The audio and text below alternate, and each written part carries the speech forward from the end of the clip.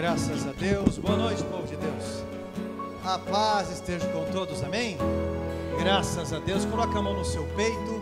Ore assim comigo, diga assim: Deus Todo-Poderoso, amigo fiel, eu vim te agradecer pela vida e pela oportunidade da família.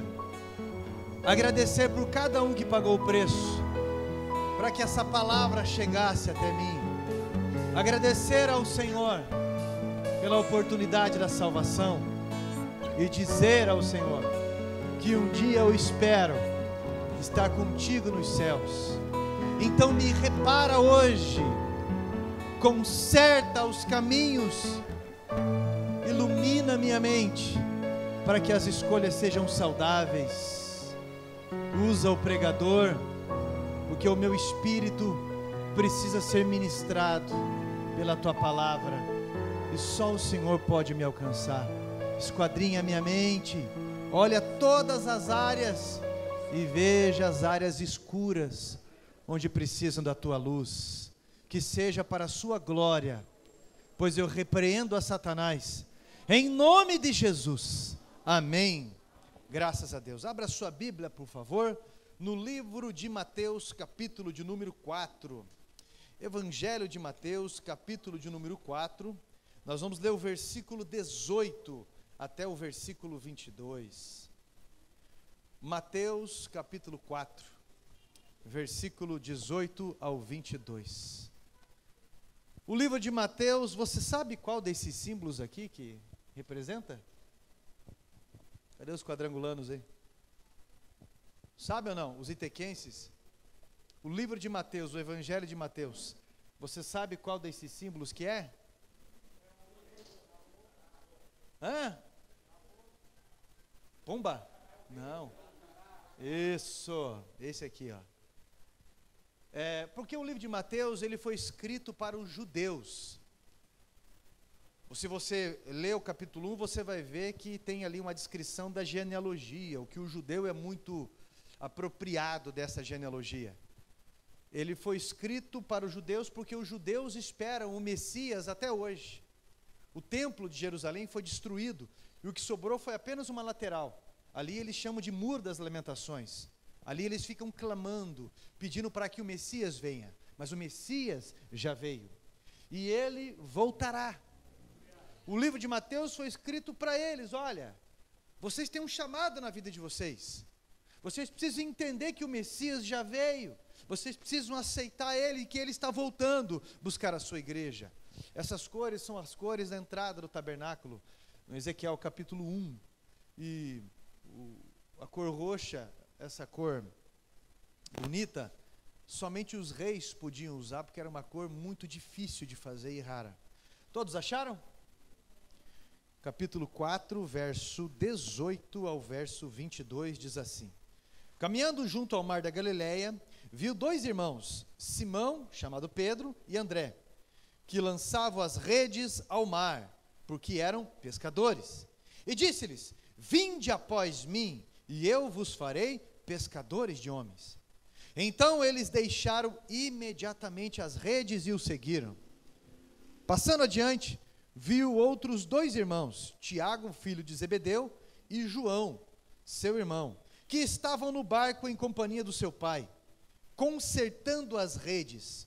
Os chamou. Então eles, no mesmo instante, deixando o barco e seu pai, o seguiram. Assente-se, por favor. Esse lado aqui está me ouvindo direito ou não? Tá? Legal? Aleluia. Algumas coisas que eu reparei nesse texto e que me chamam a atenção, por isso eu acho muito importante passar para vocês aqui. Chamado, alguém esperando um convite seu, como alguém esperando um convite meu. E eu reparei no texto, no comecinho do texto, que Jesus estava caminhando no mar da Galileia. Eu reparei que Jesus estava caminhando sozinho à beira da praia. Ele não tem companhia nenhuma ali. E isso me chamou a atenção, a ideia de andarmos sozinhos às vezes. porque isso às vezes se faz necessário encarar as praias da vida andando um pouco, meditando um pouco. Primeiro ponto que me chama a atenção, para que a gente reflita em quem de fato nós estamos sendo, quem de fato eu tenho sido. Eu preciso entender o que eu estou sendo para aquelas pessoas, para o meio onde estou, no meu trabalho, na igreja, na sociedade. Eu preciso refletir quem eu sou ou quem supostamente eu quero ser. Então, caminhar sozinho às vezes, estar sozinho às vezes, é fundamental, porque nós precisamos de espaço para refletir e, de repente, tomar medidas melhores para um amanhã. Jesus nos ensina a necessidade dos momentos longe da multidão. Falta argumento para definirmos a distância que ele andou, mas o que faz valer a pena essa ideia é que a sua autenticidade era muito forte, trazia uma ligação muito forte com o Pai, a ligação que Adão perdeu. Para quem não sabe, Adão, ele tinha plena visão do mundo espiritual, o que nós somos privados depois da queda de Adão. Deus, numa força de expressão na minha fala, inventou algo que pudesse nos direcionar por essa falta de visão espiritual, chamado fé. Deus inventou a fé, e nós caminhamos pela fé, não por aquilo que nós vemos, mas por aquilo que nós... Olha para cá, naquilo que nós cremos. Jesus, ao andar sozinho à beira da praia, ele não estava perdido, ele não estava sem objetivo, mas ensinando-nos sobre dirigir assuntos e dar passos sábios na vida. E quando ele andava em determinado momento da sua vida, ele viu dois homens se ajeitando dentro do seu ofício de pescadores, lançando a rede, Pedro e André, dois irmãos em pleno exercício do seu ofício. Segunda coisa que me chama a atenção, Jesus identifica-nos pelo que nós fazemos, sim. Jesus vê que são pescadores pelo simples fato de estarem pescando, pelo simples fato de estarem lançando as redes. Não esqueça disso. Aos olhos daquele que te observa, você vai ser definido por aquilo que você faz, sim. Não são decisões precipitadas que nos definem, mas a primeira instância de pessoas, sim, pode ser o único momento com alguém. O que você faz aos olhos daquele que te observa vai determinar quem você é. E Deus nos observa a todo momento. E Jesus vê dois pescadores ali, e algo me confronta internamente. Jesus olha para eles trabalhando. Jesus olha para eles super ocupados, Jesus olha para eles atarefados, Jesus olha para eles na correria do dia a dia, e vai lhes fazer um convite: vinde após mim. Alguém se identifica? Como se não bastasse o tanto de coisa que eu estou, esgualepado até a nuca de coisas para fazer, Jesus vem e me faz um convite. Eu vim buscar uma palavra de consolo, uma palavra que me apacenta, e de repente o Senhor vem me dar mais trabalho ainda, com tudo que eu tenho. Jesus chega para eles, na correria do dia a dia deles, e faz um convite: vinde após mim. Essa semana foi um vendedor, uma operadora lá em casa, era de tarde, naquela correria, todos conhecem. Cheguei em casa, eles estavam lá na frente, aquela coisa e tal. De repente um rapaz me reconheceu. Ele falou que havia vindo na igreja aqui já há muitos anos atrás. Para quem não sabe, eu estou aqui na igreja, vai fazer 18 anos, que eu assumi faz 15.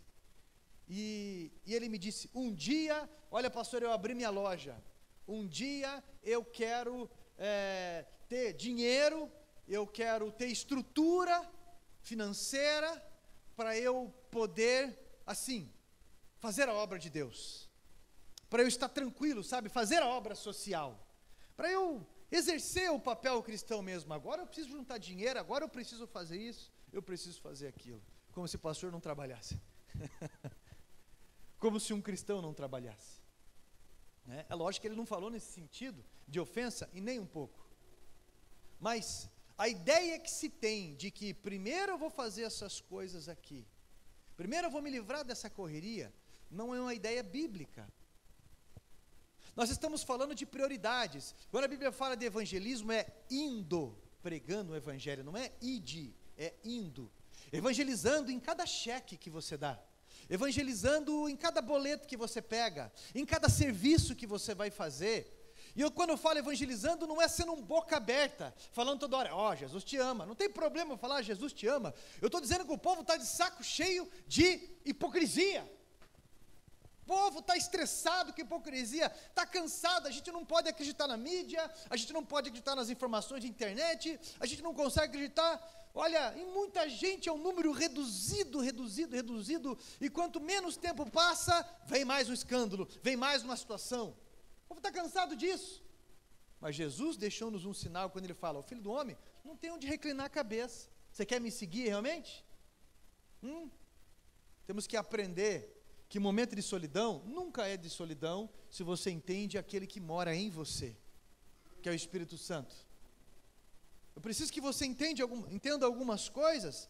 Jesus faz esse chamado no meio da correria, no meio do ofício. Eu acredito que eram homens de meia idade. Poxa, uma idade em que a pessoa está em pleno ofício do seu trabalho. E ele chega e fala, vinde após mim, e eu vos farei. Por que vos farei? Porque não estava sendo feito. A vida deles não ia passar daquilo. Jesus faz uma proposta para eles, vos farei pescadores de homens. E isso é uma identidade de cristãos, ganhar almas para Jesus, seguir a Jesus. Olha, você quer me seguir? Venha me seguir, e eu vos farei pescadores de almas. E esse relacionamento é independente de ter resultados imediatos. E eu me espanto com a ousadia do convite e depois o imediatismo deles em atender o chamado de Jesus. Esses homens já haviam encontrado Jesus, e está lá no capítulo 1, versículo 40 ao 42 do Evangelho de João. Jesus já havia encontrado com eles nas ocupações seculares dele, mas eles haviam deixado imediatamente a sua ocupação secular. Imediatamente, eles saem do barco e eles vão para perto de Jesus. E a proposta é o seguinte, me segue, e como resultado eu vou fazer de vocês pescadores de homens. Isso é fato para quem segue a Jesus. Fato. Mas interessante, Senhor, como pescar agora? Como pescar? Se eu deixei as redes? Como que eu vou pescar agora se eu deixei meu barco? Como que eu vou pescar agora se eu deixei todo o meu material de pesca? Meu irmão, isso precisa estar muito bem definido dentro da gente, para quem decidiu seguir a Jesus. Terceiro ponto que me chama a atenção, Jesus vai fazer deles aquilo que eles usavam quando os observavam no chamado. Para pescar homens, você não precisa da sua rede, você precisa ser uma. Essa é a proposta. Você será a forma de alcance. Você vai ser a rede. Vou fazer de vocês redes nas minhas mãos, ferramentas nas mãos de Jesus. E isso nós precisamos entender como uma verdade presente diante dos desafios que nós temos pela frente, que temos habilidades constituídas ao longo do caminho para servir o reino de Deus, e seja qual a força que Deus te permitiu ter, é uma ferramenta na mão de Deus, e isso vai trazer respostas na tua vida, isso vai trazer respostas através da minha vida também. No caso desses pescadores, eles seriam lançados ao mar, e eles atrairiam cardumes para si. Teve uma vez que Pedro trouxe uma mensagem no livro de Atos, E 5.000 homens que estavam ouvindo, aceitaram a mensagem de Jesus, aceitaram esse evangelho e decidiram descer as águas do batismo, porque a palavra do Senhor diz que aquele que crê e for batizado, esse será? Pedro pescou peixes, homens de todo e qualquer tipo. Serão ferramentas preparadas para suportar o peso da pesca. O peso da pesca. Serão noites, às vezes, em claro, preocupado, como que eu vou fazer para melhorar ali? Como que eu vou fazer para melhorar a vida? Que dó daquela pessoa. Ontem me mandaram umas imagens muito feias, de um homem que está sofrendo um leito de enfermidade. E várias vezes você acaba desenvolvendo posso dizer, essa força, essa graça de Deus, para você ficar diante de cenas. Eu já ajudei a carregar muitos corpos, inclusive. Ajudei a profissionais do ML a carregar corpos, mesmo trabalhando no hospital não sendo a minha função, já tive presente diante de várias situações assim. E como pastor, da mesma forma, no imediatismo de algumas situações, estar ali presente, em situações constrangedoras, situações de pessoas que eu tive que levantar uma coberta para cobrir a pessoa na hora. O que eu estou dizendo para você é que Deus vai te dar o suporte necessário para você segurar as pontas. Se Ele vai fazer você pescadores de almas, Ele te deu capacidade para isso. É isso que eu quero dizer. Suportando essas cargas e a profundidade em que você será lançado. E a Bíblia diz, outro ponto que me chama a atenção sobre essa questão de chamado. E indo mais adiante, meu irmão, versículo 21, passando adiante, ou indo além, ou andando um pouco mais, como que eu abandonei, ou passei para uma nova fase da minha vida, como que agora sem essas ferramentas, sem o que eu era, como que eu vou mais além? Como que eu vou avançar na vida? Como que eu vou fazer? Quarto ponto que me chama a atenção. Escolhendo as pessoas certas para andar comigo. Porque você não consegue ir mais além se no teu ciclo de relacionamento está totalmente desconfigurado a esse caminho. Há pessoas que só querem sugar, mas isso tem um limite. Desmamar faz parte de um processo. Senão a sua vida não vai avançar. Porque seu ciclo de relacionamento está totalmente errado. Tem sempre aquele que a mãe, presta atenção agora, tem sempre aquele ou aquela que a mãe sempre está falando assim, cuidado com essas amizades. Eu lembro uma vez, lá no bairro Flamboyant, onde eu morava, uns 15 anos atrás, mais ou menos, perto disso, eu estava voltando do monte da oração, ou estava indo, eu não lembro, aí de repente eu vi um homem de uns 50 anos carregando o seu filho, de uns 20 anos mais ou menos, sozinho, arrastando o menino. Eu fui lá, ajudei ele, eu falei, ele não está bem? Ele falou, rapaz, é um piabão, problema é as amizades. Estava bêbado, e o pai carregando ele, o pai com o olho cheio de lágrimas, é um piabão, mas olha o que está fazendo com a vida dele, olha o que está fazendo com as escolhas dele. Eu falo, mas não escuta. Eu falo, mas não ouve. E a mãe e o pai sempre fazem papel de ruim. Sempre, sempre. Sem Deus no teu relacionamento nunca vai dar certo. O pecado de Adão, o erro de Adão foi querer ser independente de Deus. Teve uma família falida ali. O problema da Torre de Babel é que eles queriam desafiar Deus. E Babel significa confusão. Foi como foi conhecido aquele lugar ali. Babel, confusão. Porque quando Jesus está presente, Ele ajunta. O inimigo espalha. Olha só, uma vez estava Jonas, recebeu um chamado de Deus. E nesse chamado, presta atenção, e nesse chamado de Deus, ele não quis obedecer, quis fugir. E ele entrou num barco, e lá pelas tantas, a pior coisa é você se levantar contra um chamado de Deus, você se tornar inimigo de Deus, pior coisa. E de repente Jonas lá no meio, o povo ficou apavorado. O povo começou a jogar, naquela tempestade, começou a jogar os móveis para fora, começou a jogar todas as cargas que eles tinham, chegou ao ponto que eles começaram a jogar comida para fora do barco, até perceberem pela confissão de Jonas, que é ele que estava errado, que é ele que era o peso naquele lugar. Então jogaram ele, e a tempestade em cima parou. E nós temos que prestar bem atenção em quem nós estamos carregando no nosso barco. Olha para cá. Nós temos que prestar bem atenção, porque senão você vai perdendo muitas coisas na tua vida. E você sabe do que eu estou falando, porque não precisava ser assim. Não precisava ser desse jeito. Eu não me arrependo de ter casado com a minha esposa, eu sei que ela não se arrepende de ter casado comigo, mas não precisava ser desse jeito. Não precisava ser sem estrutura como foi. A gente não precisava sofrer como a gente sofreu 23 anos atrás. Então, obedecer pai e mãe é honra. É honra. Tem sempre aquele pai frustrado que fala, poxa vida, é um piá, tem tudo para ir para frente, mas vai pela cabeça dos outros e só faz burrada. 1 Coríntios capítulo 15, versículo 33, não vos enganeis, as más companhias corrompem os bons costumes.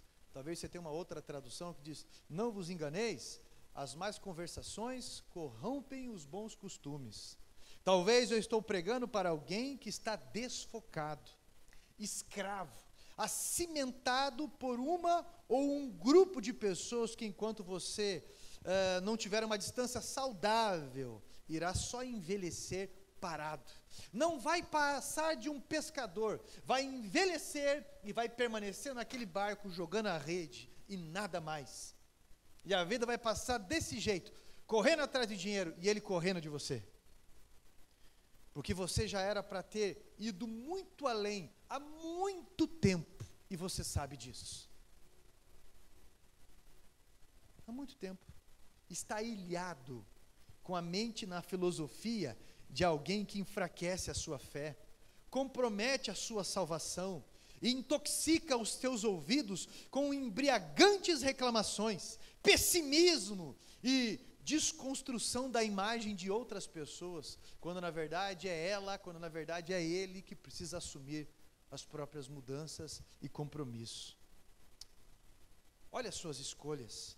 Talvez eu prego a alguém que não ouviu seus pais, não ouviu seus pastores, não ouviu um amigo verdadeiro, se equivocou nas suas escolhas, nas suas etapas de vida, e agora sofre as consequências das suas escolhas erradas.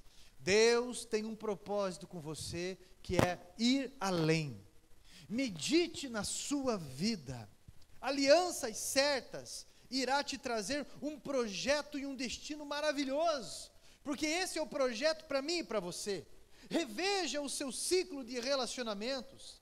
Se foram mais além, porque caminhavam com quem está certo.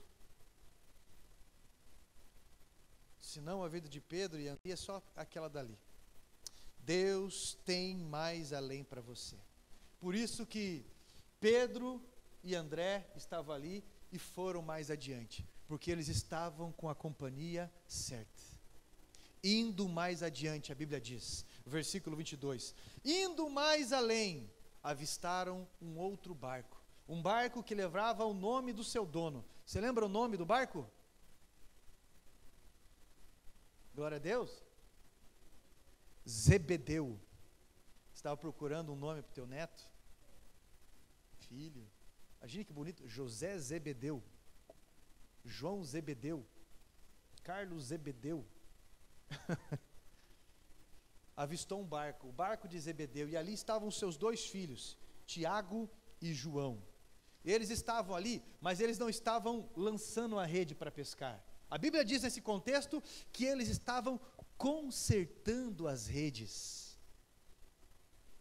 Jesus não fala com Zebedeu, Jesus fala com os filhos de Zebedeu, que estavam consertando as redes, e ele apenas os chama, olha para eles e diz, me segue. E o que me chama a atenção aqui é que não teve proposta. No barco anterior tinha uma proposta, e eu vos farei pescadores de homens. Mas agora não tem proposta, é só um chamado. e imediatamente, talvez a tradução que você tem diz, e beijaram o seu pai, e deixaram o barco e saíram, ou talvez, deixando o seu pai, deixaram o barco e seguiram a Jesus. Quinto ponto que me chama a atenção. O ofício deles tem muito a ver com o chamado deles. Eles não foram chamados então para ganhar almas? Não, isso não exclui essa parte do chamado. Mas eles foram chamados para consertar. Enquanto Pedro ganhava almas, João foi um homem que o evangelho que ele escreveu, inclusive, o evangelho de João, que apresenta Jesus como aquele que batiza com o poder, o evangelho de João, que foi escrito para a igreja, com que objetivo? Evangelizar a igreja? Não! O objetivo de restaurar a visão da igreja. O que faz a diferença em vocês é o poder do Espírito Santo operante. E qual é o maior poder? Amor. É o maior poder. Outro dia nós vamos falar sobre isso, biblicamente. Está ao alcance de todos. Eles foram chamados para consertar. O Evangelho de João, as 3 cartas de João, está falando sobre conserto, está falando sobre restauração. Esse chamado de João tem muito a ver com esse cuidado. Eles estavam reparando as redes, e são homens que Deus chamou para reparar os cuidados da igreja.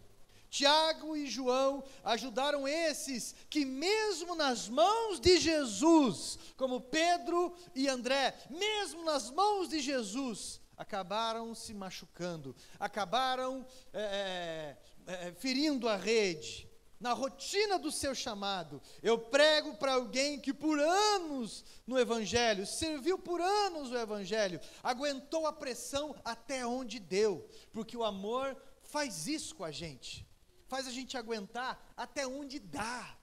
Então o corpo, a vida, o emocional, ou seja o que for, ele começa a apresentar reflexos de atrapalho, reflexos de um monte de coisa, porque na luta de ganhar e trazer, de andar junto, de trazer para perto, de fazer o que Deus quer, pode ser o que aconteceu com Moisés. Fica fora da casinha. Chegou um ponto que Moisés não aguentava mais, gente, quase 2 milhões de pessoas, Moisés atendendo, ele não vai ter descanso. E é uma história pior que a outra. Uma história. E você pensa, não, com o tempo eu vou ficando mais frio. Cristão não. Você pode ficar mais forte na coragem, mas você fica mais sensível. Eu vou falar uma coisa para vocês. Eu nem dava bola muito para bicho. Tive cachorro quando era criança, né? Mas lidava normal. Depois você começa a ter bicho, eu tenho 4, agora estou adotando mais um. Virei um bobão num monte de coisa. Aí eu sempre achei documentário de leão, e bicho, e fera, e não sei o quê, e que devora o outro, tá?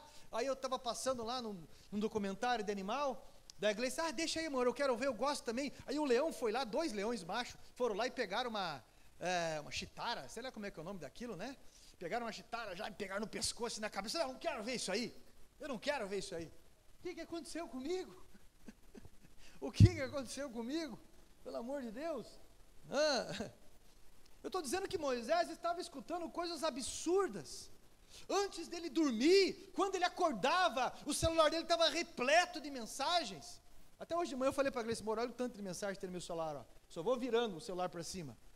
Na hora de dormir, olha o tanto de mensagens, olha o tanto de pedido de oração, olha o tanto de situação, olha o tanto de coisa, e foto disso, e se não pode aquilo, e tudo mais. E o que aconteceu com Moisés? Ele precisava espairar um pouco, precisava ficar sozinho, caminhou, chegou na casa do sogro dele, Jetro, e falou, cara, estou aguentando mais, rapaz, estou arriando as pernas aqui, estou aguentando mais. O sogro dele falou, por que você não ora a Deus? Por que você não ora a Deus? Para que Ele dê sabedoria a outros homens para te ajudar nisso.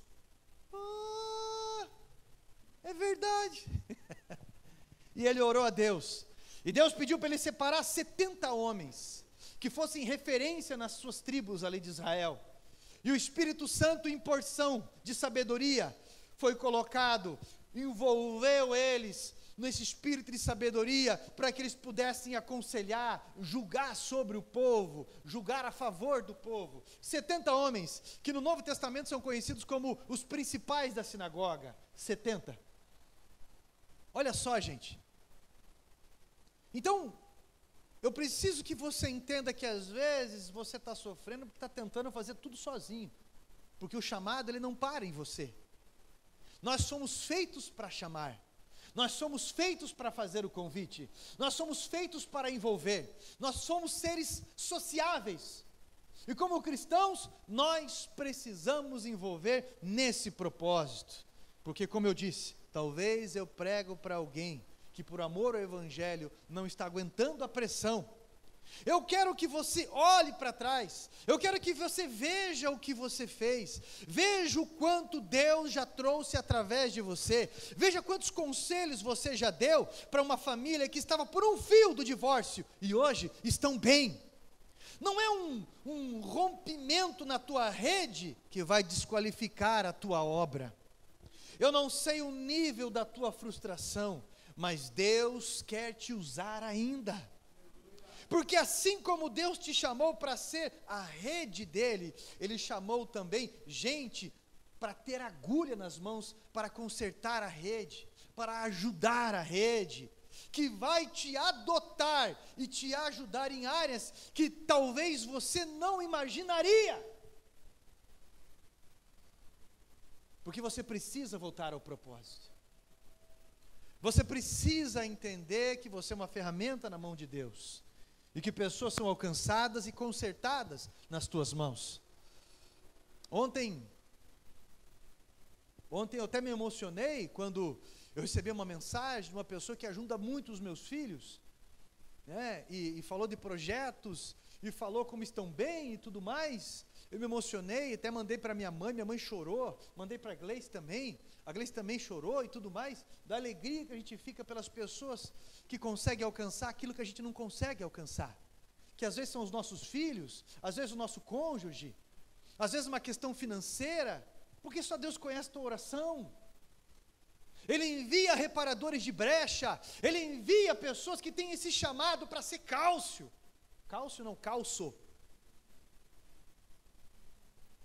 Você precisa voltar ao seu propósito, porque você não morreu,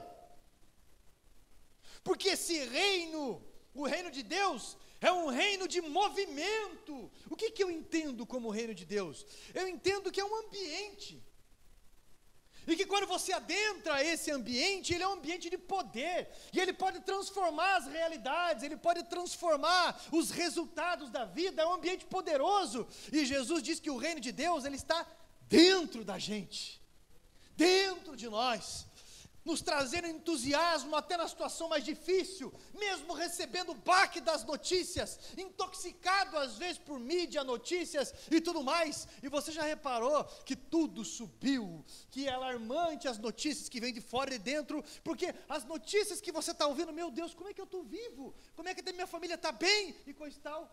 E na verdade você vai vendo na prática, você vai dormir de barriga cheia, você está gordo, que é uma bola, né? Se tirar a camisa parece uma polenta caindo para fora da panela, aqui, você está pensando em não engordar mais, como que eu faço?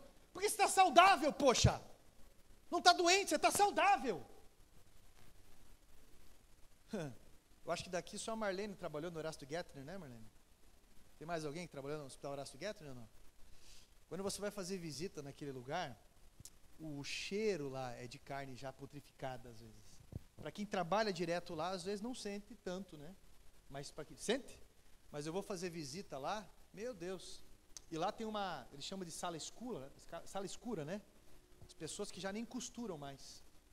Fica ali, daqui 2 horas chega a pessoa, já está, só fica na morfina. Aí você vai entender a importância de você estar saudável, estar gordinho, ou seja, como for. Você está entendendo o que eu estou falando? Não faça loucuras, não faça loucuras. É isso que eu estou falando.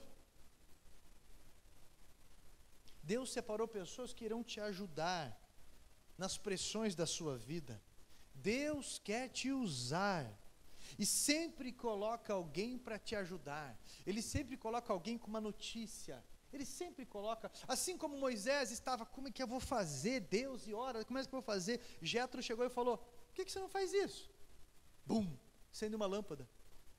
Nós estávamos no terreno da igreja, esses dias, em um grupo forte ali, e daí o Sandro estava lá também, e ele testemunhou para a gente, que ele estava com o pastor Alan Matoso, da Igreja Batista Shalom, e o pastor pagando aluguel, e como é que eu vou fazer, e agora essa pandemia, essa situação, e o aluguel é alto e coisa e tal, e o Sandro falou, o nosso pastor lá, ele, cara, comprou um terreno, por que você não compra um terreno? Por que você não vai atrás? Foi feito promissório, a gente fez assim, ele, boa ideia, comprou 11 mil metros quadrados, lá da chácara Babilônia, é tipo uma chácara lá, né, Sandro? É uma chácara lá, né? 11 mil metros quadrados, e pela denominação dele, ele pode fazer, porque a outra é lá no Boqueirão, né? No caso nosso, quadrangulares aqui no bairro, né? Então eu não vou comprar quadrangular, comprar terreno lá no Fazendinha, é aqui que nós somos semeados. Mas isso foi perto de um mês, né, que você conversou com ele? Uma conversa, está numa pressão, de repente alguém fala, por que você não faz isso? Deus coloca pessoas para nos ajudar uma vez, Deus coloca pessoas para nos adotar por muitos anos, Deus coloca reparadores de rede durante toda a nossa vida às vezes, e nós precisamos entender que nós temos que continuar o nosso ofício, nós temos que ficar firmes no nosso propósito com Deus, mas você tem que retornar a tua visão e pedir a Deus pessoas para te ajudar, e Ele honrará esse pedido, e Ele honrará. O próprio Jesus teve a ajuda de um sirineu para carregar a sua cruz. Peça ajuda, porque arde no coração de alguém receber um chamado. Eu vou repetir. Peça ajuda, porque arde no coração de alguém receber um chamado. Esse chamado não pode parar em mim. Eu lembro quando eu aceitei Jesus, eu comecei a ler a Bíblia, daí eu pensei assim, eu não aguento mais. Tá. Larguei dos meus vícios, comecei por um culto, não fazia o apelo na igreja para aceitar Jesus, nunca fazia o apelo. Eu sei que sozinho, eu me reservei lendo a Bíblia, em ambientes que eu estava, umas 3 vezes eu fui, Senhor, eu estou confirmando aqui, eu te aceitei como Senhor e Salvador. Você vai ficar esperando alguém fazer apelo para você, se essa mensagem já caiu no teu coração? Você vai ficar fazendo aí cera, se essa mensagem já caiu no teu coração? É que eu não sei o que fazer. Pergunta! É que eu não sei o que fazer. Você acha que não precisa de favor? Você acha que não? E aí?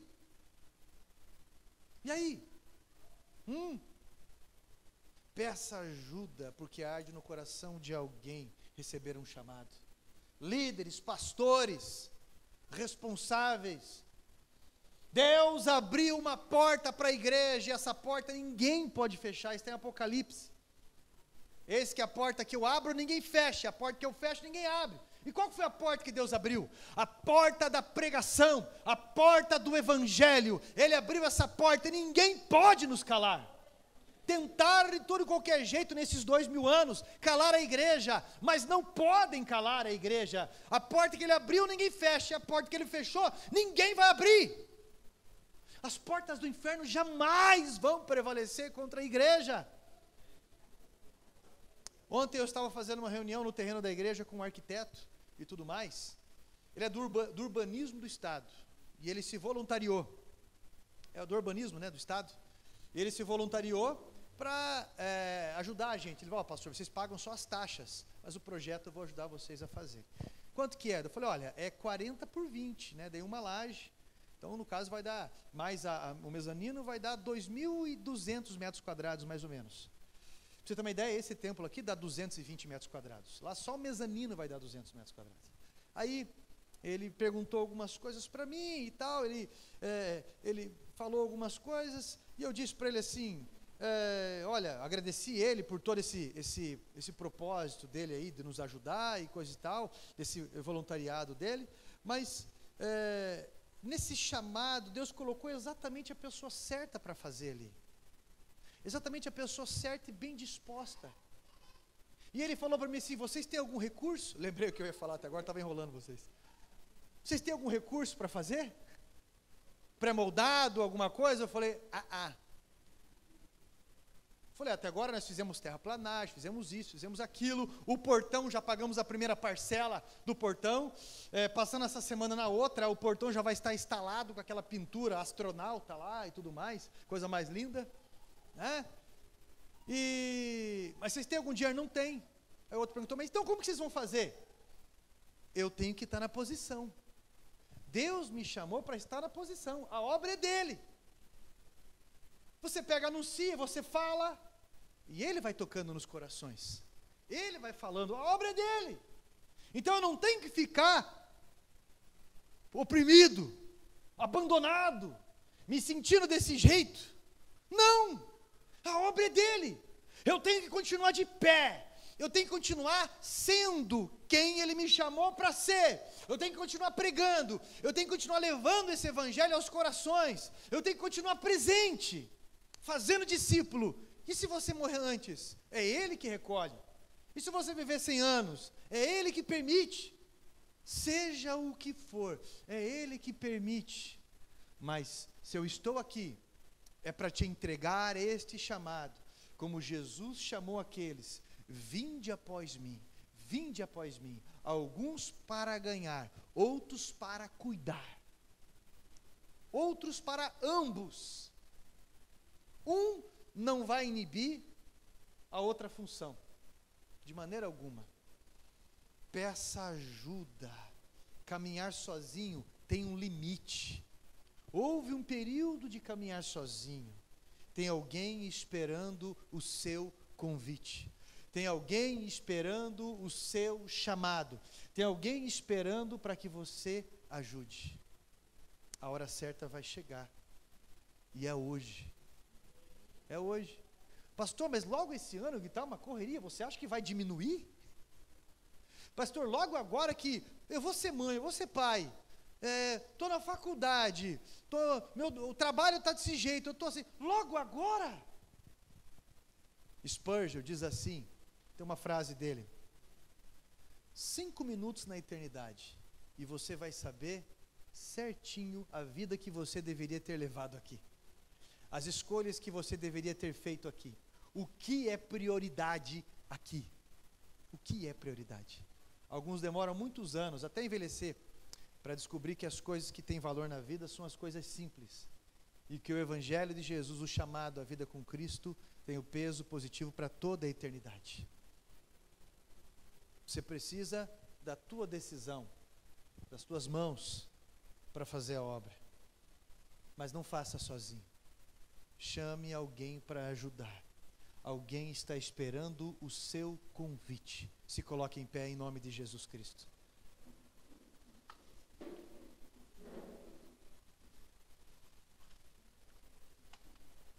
Aleluia. Olha só, gente. Talvez enquanto eu estava entregando para você essa mensagem, você estava lembrando de alguém. Alguém está precisando receber um convite seu.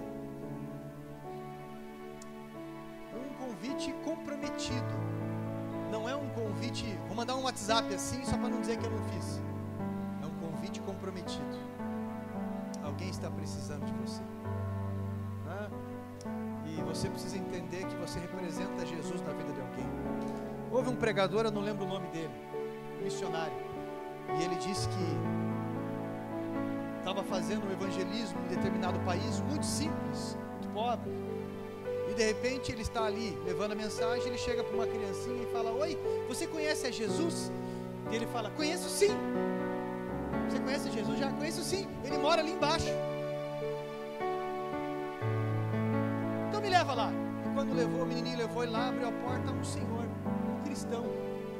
E o menino não conhecia a respeito de Jesus nem nada, mas ele entendia que aquele homem era Jesus para ele.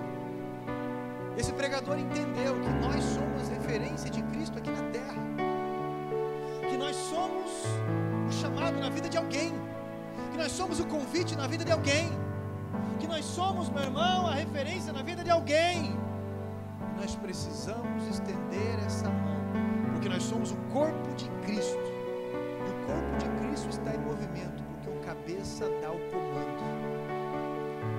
O findar dos dias pode estar próximo. fazer uma análise nessa caminhada no que você tem priorizado. Passou alguém pela tua cabeça? Coloca a mão no seu peito. Talvez passou você mesmo no começo da mensagem. Passou você mesmo. E depois veio outras pessoas. Volta ao teu ofício. Seja humilde. Veja o que você pode fazer. Deus te deu muita força, sabedoria, inteligência, graça, garra. Comece, de algum jeito comece. Mesmo não sabendo fazer, comece. E Deus vai colocar pessoas para te ajudar, para te instruir.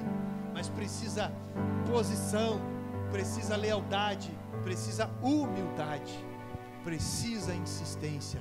Deus vai te honrar. Eu vou orar por você agora. Eu vou ungir este chamado. Eu vou ungir nas palavras agora o convite que você irá fazer. E Deus vai te honrar.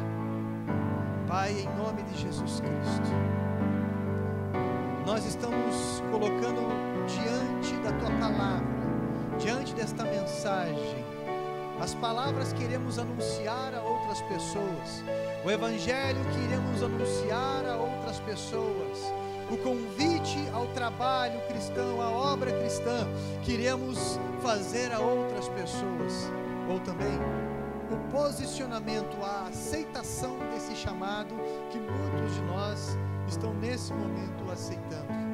O Senhor sabe da missão de cada um. O Senhor sabe, Pai, da garra que o Senhor deu a cada um. Sendo fiel no pouco, no muito serão colocados.